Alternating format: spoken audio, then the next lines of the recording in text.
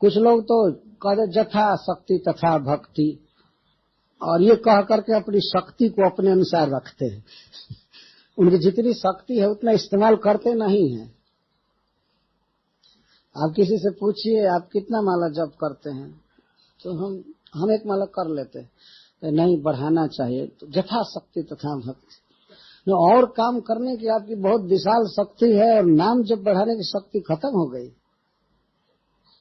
जथा शक्ति तथा भक्ति, उसका मतलब यह है कि जितनी ताकत है उतनी भक्ति करनी चाहिए।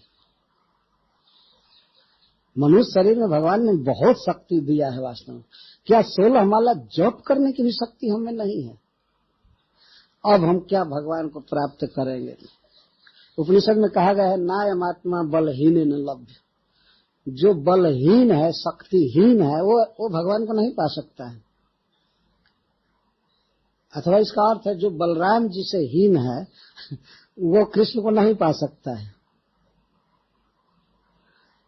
जो कुछ भी हो, हिन निताई बिने भाई राधा कृष्ण पाईते नहीं, बल का वह भी अर्थ है।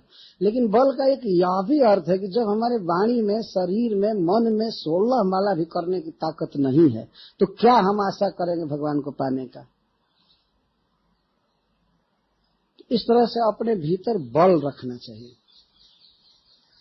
तो शास्त्र के अनुसार नंद महाराज ने पूजन किया। ये नहीं कह दिया कि नहीं हमारी इतनी शक्ति है इसलिए इतनी ही पूजा, पंडित जी पार कर दीजिए, ऐसे पार कर दीजिए, थोड़ा सा घी गिरा करके कुछ जैसे तैसे विधिवत जो विधि शास्त्र में लिखी गई उसके अनुसार किए।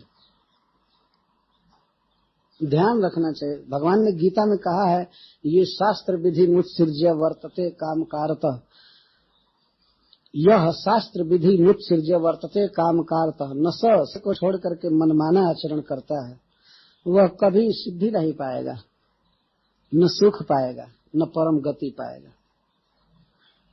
ये परम गति सीधी देने वाला ही बोल रहा है। अब क्या कहाँ भागेंगे?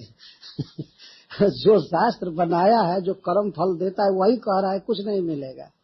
3 बार न न न, एक बार न कह करके वो कह सकते थे कि वो सिद्धि या परम गति या सुख नहीं पा सकता, ये भी कहने का ढंग होता है।